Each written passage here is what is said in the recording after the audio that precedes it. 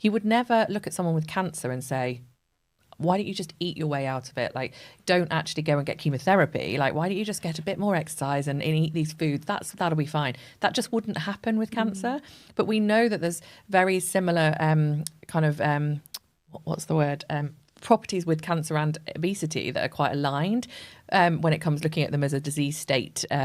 But, with obesity, we just think people should just sort themselves out. But with, someone with cancer, we absolutely wouldn't think that. We want to help people. We want to give them everything we possibly can.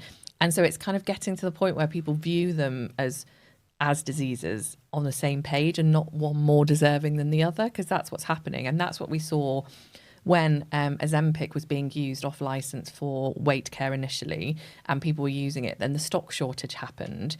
There was then this, well, people with diabetes deserve this medication more than people living with obesity. Well, I will actually challenge that and say, do they? Like, aren't they both chronic conditions? Don't people just deserve this medication regardless of them, what condition it is?